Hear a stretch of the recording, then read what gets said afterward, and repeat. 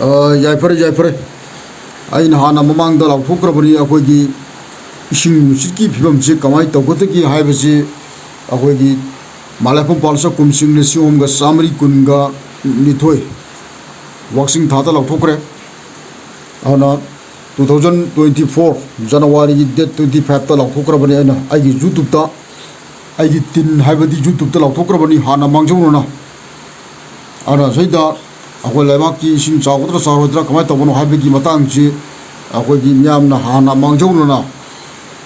ꯑꯩꯈꯣꯏꯒꯤ ꯈꯪꯍꯧꯔꯒ ꯆꯦꯛꯁꯤꯟ ꯊꯧꯔꯥꯡ ꯂꯧꯈꯠꯀꯦ ꯍꯥꯏꯕ ꯑꯣꯏꯇꯥꯔꯒꯗꯤ ꯑꯩꯒꯤ ꯇꯤꯟ ꯍꯥꯏꯕꯗꯤ ꯑꯩꯒꯤ ꯌꯨꯇ꯭ꯌꯨꯕꯁꯤ ꯌꯦꯡꯁꯤꯟꯕꯗ ꯀꯥꯟꯅꯒꯅꯤ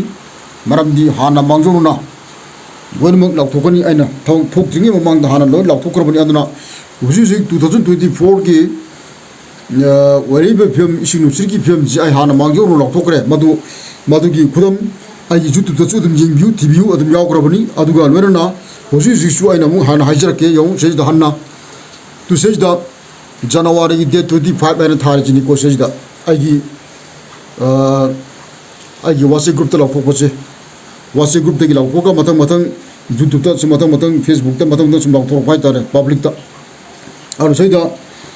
ꯖꯅꯋꯥꯔꯤꯒꯤ ꯗꯦꯠ 25 2024ꯗ ꯑꯩꯅ ꯍꯥꯟꯅ ꯍꯥꯏꯈ꯭ꯔꯦ ꯃꯁꯤ ꯀꯩꯅꯣ ꯍꯥꯏꯕ ꯃꯇꯝꯗ ꯑꯩꯈꯣꯏꯒꯤ ꯏꯔꯣꯟ ꯏꯌꯦꯛꯇ ꯏꯖꯕꯅꯤ ꯋꯥꯍꯪꯂꯣꯏ ꯌꯥꯏꯐꯔꯦ ꯅꯍꯥꯟꯅꯣꯡ ꯍꯩꯏꯆꯛ ꯑꯍꯥꯟꯕ ꯃꯇꯝꯗꯒꯤ ꯍꯧꯔꯛꯂꯕ ꯋꯥꯛꯆꯤꯡ ꯊꯥ ꯀꯨꯝꯍꯧ ꯂꯣꯏꯔꯕ ꯃꯇꯨꯡ ꯍꯟꯗꯛ ꯀꯨꯝꯁꯤ ꯆꯍꯤ ꯃꯥꯂꯦꯝꯐꯝ ꯄꯥꯜꯆ ꯀꯨꯝꯁꯤꯡ 1912 ꯍꯥꯏꯕꯗꯤ 2024ꯒꯤ ꯐꯥꯏꯔꯦꯟ ꯊꯥꯒꯤ ꯀꯨꯝ ꯇꯝꯒꯗꯕ ꯂꯥꯏꯒꯤ ꯃꯃꯤꯡ ꯀꯔꯤ ꯀꯧꯕꯒꯦ ꯍꯥꯏꯕꯗꯤ ꯀꯔꯝꯕ ꯂꯥꯏꯅ ꯀꯨꯝ ꯇꯝꯒꯗꯒꯦ ꯇꯥꯛꯄꯤꯌꯨ ꯏꯌꯨ ꯍꯥꯏꯁꯦ ꯁꯤꯁꯤꯗ ꯑꯩ ꯍꯥꯟꯅ ꯂꯥꯎꯊꯣꯛꯈ꯭ꯔꯦꯕ ꯑꯁꯤꯁꯤꯗ 2024ꯒꯤ ꯃꯥꯂꯦꯝꯐꯝ ꯄꯥꯜꯆ ꯀꯨꯝꯁꯤ 1912ꯒꯤ ꯐꯥꯏꯔꯦꯟ ꯊꯥꯒꯤ 2024ꯒꯤ ꯐꯥꯏꯔꯦꯟ ꯊꯥꯒꯤ ꯑꯩꯈꯣꯏꯒꯤ ꯇꯝꯒꯗꯧꯔꯤꯕ ꯂꯥꯏꯁꯦ ꯏꯁꯤꯡ ꯅꯨꯡꯁꯤꯠꯀꯤ ꯐꯤꯕꯝꯁꯦ ꯀꯔꯝꯕ ꯂꯥꯏꯅ ꯇꯝꯒꯗꯒꯦꯁꯦ ꯍꯧꯖꯤꯛ ꯍꯪꯉꯤꯕ ꯋꯥꯍꯪꯁꯦ ꯑꯩ ꯍꯥꯏꯖꯔꯛꯀꯦ ꯍꯥꯟꯅ ꯂꯥꯎꯊꯣꯛꯈ꯭ꯔꯕꯅꯤꯀꯣ ꯑꯩ ꯌꯨꯇ꯭ꯌꯨꯕꯇ ꯑꯗꯨ ꯍꯟꯅ ꯑꯃꯨꯛ ꯅꯤꯡꯁꯤꯡꯉꯛꯄꯅꯤ ꯄꯥꯎꯇꯥꯛꯇ ꯌꯥꯏꯐꯕꯕꯨ ꯃꯗꯨꯗꯤ ꯃꯨꯟꯅ ꯇꯥꯔꯣ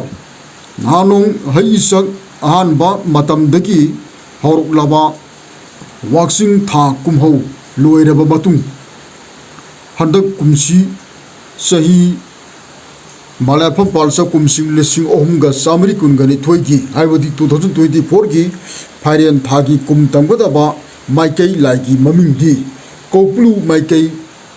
ꯂꯥꯏꯅ ꯀꯨꯝ ꯇꯝꯒꯅꯤ ꯃꯗꯨ ꯀꯧꯄ꯭ꯔꯨ ꯃꯥꯏꯀꯩꯅ ꯀꯨꯝ ꯇꯝꯈ꯭ꯔꯦꯀꯣ ꯍꯟꯗꯛ ꯆꯍꯤꯁꯦ ꯀꯧꯄ꯭ꯔꯨꯅ ꯀꯨꯝ ꯇꯝꯈ꯭ꯔꯕꯅꯤ ꯃꯔꯝ ꯑꯗꯨꯅ ꯏꯁꯤꯡ ꯆꯥꯎꯒꯗꯕ ꯑꯩ ꯍꯥꯟꯅ ꯃꯥꯡꯖꯧꯅꯅ ꯂꯥꯎꯊꯣꯛꯈ꯭ꯔꯦ ꯑꯃꯨꯛꯁꯨ ꯍꯟꯅ ꯅꯤꯡꯁꯤꯡꯖꯔꯛꯄꯅꯤ ꯃꯔꯝ ꯑꯗꯨꯅ ꯀꯨꯝꯁꯤ ꯃꯥꯂꯦꯝꯐꯝ ꯄꯥꯜꯆ ꯀꯨꯝꯁꯤꯡ 1912 ꯑꯁꯤꯗꯤ इसिंग मरांग कायना नोंग चुगनी सिनिको आइना हजि हन्ना मसी रिपीट कवि लाक्सरी बजे हाना मांगजोनुना आइ यूट्यूब अदुम येबिउ यावग्रबनी हजि जिक नमी बजु यूट्यूब से नतबिदा आइ मांगजोनुना यूट्यूब अदुम येबिउ यावग्रबनी 2024 के नोंग तागनी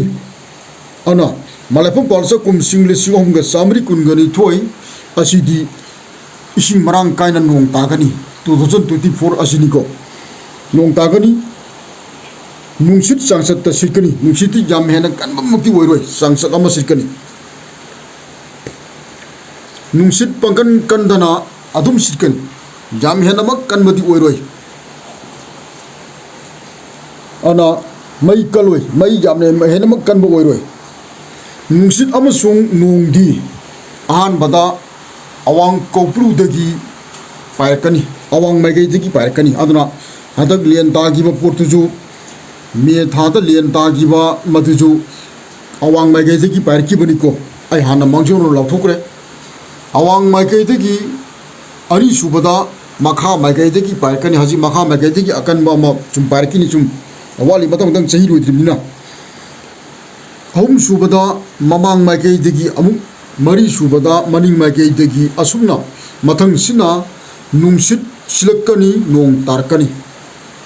नुंसित इसिंग मई सांसद लेगनी अदुबु कुम मयाई चलकपदा इसिंग सांसदगी खरा मरांग कायना पाथोकनी हाइबदी नोंगजी मरांग कायना पाथोकपा इसिंग चावगनी हाइबने मयाई चलकपदा हुजिकि मयाई चले अदना आइन हान लाउथोकी बजे जनवरी की डेट 2025ꯇ ꯂꯥꯎꯊꯣꯛꯈꯤꯕꯅꯤ 2024ꯒꯤ ꯑꯗꯣ ꯍꯧꯖꯤꯛ ꯉꯁꯤꯁꯦ ꯑꯩꯈꯣꯏꯒꯤ ꯃꯦꯒꯤ ꯇꯥꯔꯤꯛ 19ꯅꯤ ꯑꯁꯤꯅꯤꯀꯣ ꯃꯦꯒꯤ ꯇꯥꯔꯤꯛ 19ꯅꯤ ꯉꯁꯤꯁꯦ ꯑꯗꯨꯅ ꯍꯧꯖꯤꯛ ꯃꯌꯥꯏ ꯆꯟꯖꯟꯕ ꯍꯧꯔꯛꯑꯕꯅꯤꯅ ꯑꯗꯨꯕꯨ ꯀꯨꯝ ꯃꯌꯥꯏ ꯆꯜꯂꯛꯄꯗ ꯏꯁꯤꯡ ꯆꯥꯡꯆꯠꯇ ꯃꯔꯥꯡ ꯀꯥꯏꯅ ꯄꯥꯊꯣꯛꯀꯅꯤ ꯑꯗꯨꯕꯨ ꯀꯨꯝꯗꯤ ꯐꯒꯅꯤ ꯀꯨꯝ ꯐꯩ ꯊꯣꯏꯅ ꯋꯥꯔꯨꯅꯨ ꯑꯗꯨꯕꯨ ꯏꯁꯤꯡꯁꯦ ꯄꯥꯊꯣꯛꯄꯩ ꯋꯥꯅꯤ ꯍꯥꯏꯐꯦꯠꯇꯪ ꯄꯥꯊꯣꯛꯑꯝꯃꯒ ꯁꯠ ꯃꯥꯡꯈꯤꯅꯦꯕ ꯑꯗꯨꯝ ꯌꯥꯝ ꯀꯨꯏꯅ ꯀꯩꯅꯣ ꯇꯧꯒꯗꯕ ꯅꯠꯇꯦ ꯃꯁꯤ ꯑꯩꯅ ꯍꯥꯟꯅ ꯃꯥꯡꯖꯧꯅꯅ ꯖꯅꯋꯥꯔꯤꯒꯤ ꯗꯦꯠ 25ꯇ ꯂꯥꯎꯊꯣꯛꯈ꯭ꯔꯕꯅꯤ ꯇꯨꯁꯤꯗ ꯐꯦꯕꯋꯥꯔꯤꯒꯤ ꯗꯦꯠ 4ꯁꯤ ꯂꯩꯔꯦꯅ